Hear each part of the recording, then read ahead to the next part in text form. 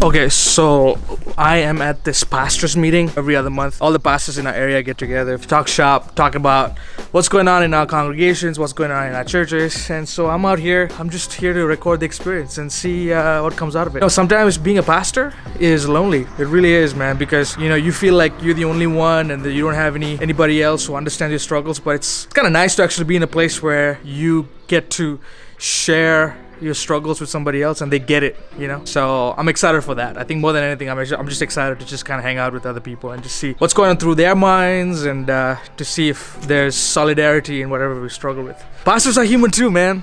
We're human too. That's definitely one of the things that I wish a lot of people would know. Yeah, I'm gonna go inside and see what's going on.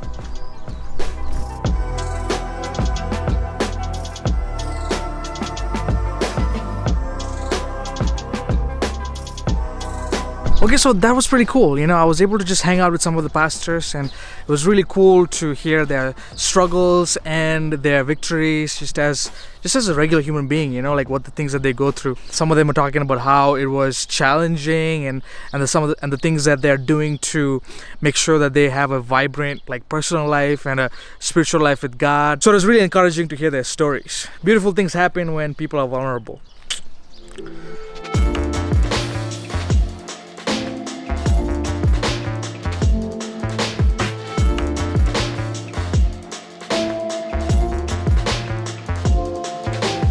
I have the privilege of being a pastor here in California as a cross-culture Christian. And what that means is, at least for me, is that I come from a multicultural background. So there's pros and cons to it. A massive pro is that you have a global perspective. Because you've traveled, because you've actually gone through different experiences, you're able to kind of see the same thing from different angles. But then there's also cons to it too.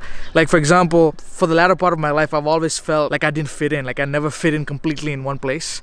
And it's just in the last few years that God has been taking me on its journey of helping me realize that the fact that I have a global perspective is actually an asset and not a liability. For those of you who are cross-culture Christians like myself, people who have either lived in different countries or if you have a multicultural background, I just want to let you know, listen, the fact that you don't fit in is actually a really good thing, because it just means that you are seeing things from a different angle and you're not supposed to fit into the system. You're not. That's not how this whole thing is supposed to work. And the fact that you don't fit in is such a great blessing, because you're now able to contribute and see things from an angle that nobody else ever will be able to. And so that's a gift to any organization, any community, any place that you are going to be a part of. Yeah, so that's something that I'm learning right now, just to feel comfortable in my skin, not just as a pastor, but as a cross-cultural Christian. So my challenge to you today is to thrive in that environment, know that God has placed you there for a reason, for a purpose, and then use your giftedness, use your multicultural background,